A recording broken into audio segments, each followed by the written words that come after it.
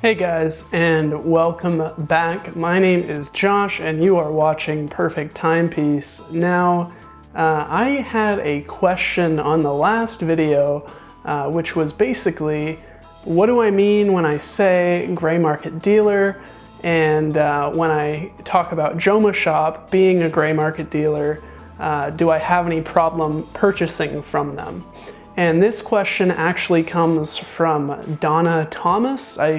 I hope I pronounced that right. We all know I have problems with pronunciation, especially when it comes to watch brand names. But yeah, I had a really long and detailed response to her, so I thought I'd just make a video very quickly explaining it because I thought it would be useful or would provide some knowledge to some other people. So one quick note before I actually jump in.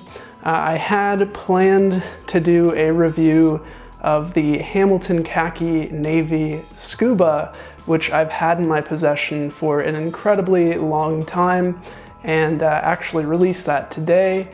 Unfortunately, due to the holidays, Christmas is in 2 days, I have not had the time yet to finish it. The script is typed up. A large part of the storyboard, or how the shots are laid out, is actually written down.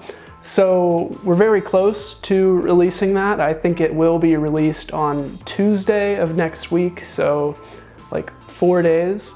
And if you guys are long watchers of the channel, you will know that it is very unusual for me to release on a Tuesday. Usually I do it Monday, Wednesday, Friday, but basically I think I'm going to start ramping it up to 5 videos a week. And I am going to be doing a few other things. You will know all of the surprises and everything that is in store basically next week. So that's very exciting.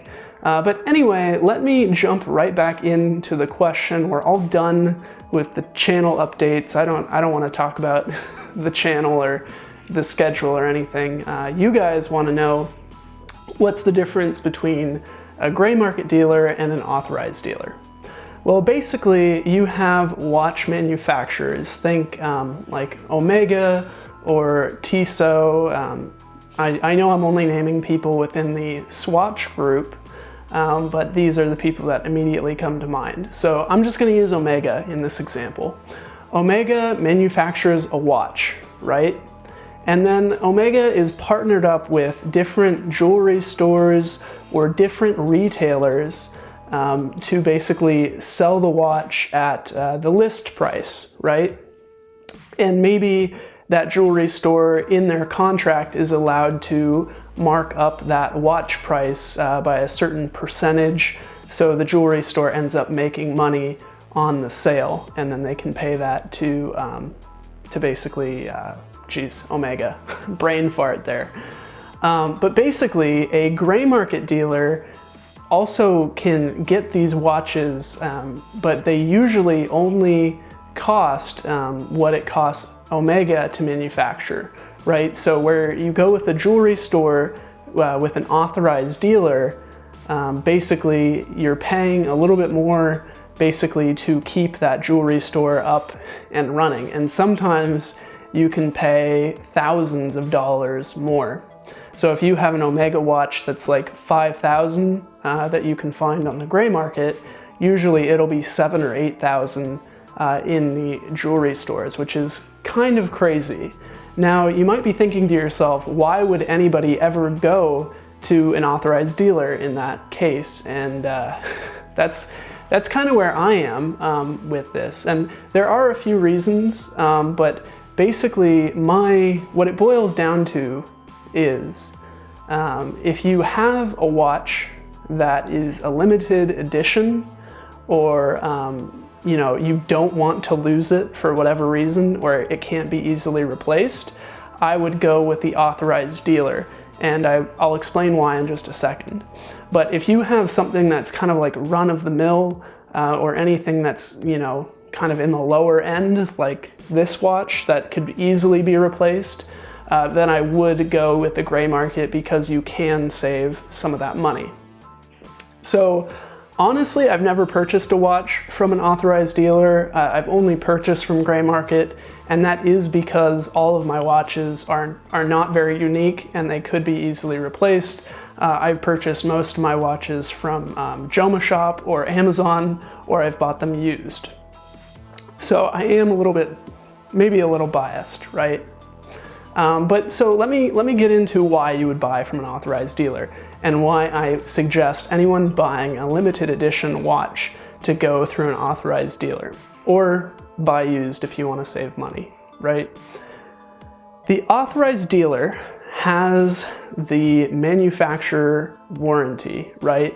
So if you go to Omega and you go to like the Omega boutique, for example, which is basically just an Omega shop, and you buy that $5,000 watch, you pay $7,000 for it, but you also have like a 2 to 5 year warranty for it. So if anything is wrong with the way that the watch is manufactured, you can basically send it back to Omega, and that's covered on your warranty. Now, the gray market dealers also have a warranty, thank God, otherwise no one would ever buy from them. But basically, the gray market warranty basically just says, like, if anything happens, we will try to fix it. We won't send it back to the manufacturer, or we will give you a replacement, or we'll give you your money back if we can't replace it, right? So if you have a very complicated piece, or a very unique piece, chances are you're going to want to send it back to the manufacturer to get it serviced. Now, if you buy from a gray market dealer and you use your gray market warranty, the gray market dealer themselves are either going to try to fix it, or they'll just like send it back to you and say like, we can't really do anything. But if you have to send it back to the manufacturer for whatever reason, you are going to have to pay for it. And servicing on these watches is not cheap. If you have a $5,000 watch, it could be up to, $1,000, $2,000, $3,000 to get it serviced and get it working again.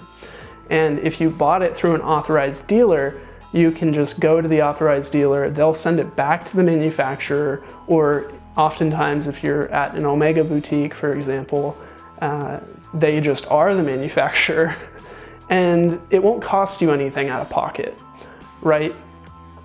So let me talk about kind of the edge cases, what I said before. If you have a limited edition watch, something that you definitely do not want to lose or pay extra money from the manufacturer to get fixed, then you probably want to go through the authorized dealer. Now, let me explain why in kind of an example scenario, right? So let's say you buy an Omega watch that's, 1 of 1,000, okay? And you can buy it from the authorized dealer and pay $2,000 more, or you can go to the gray market and just pay MSRP, right? So let's say you buy through the gray market and you think you're getting yourself a deal. When that watch comes, everything's going great, and then a month in, a spring comes loose in the watch, or some gear. I don't know. I'm not a watch manufacturer. I don't know what problems happen with watches, but basically you have a problem with the watch and you contact Joma Shop and you say, hey, look, I have this warranty with you. You guys have to fix it, or, give me a new one.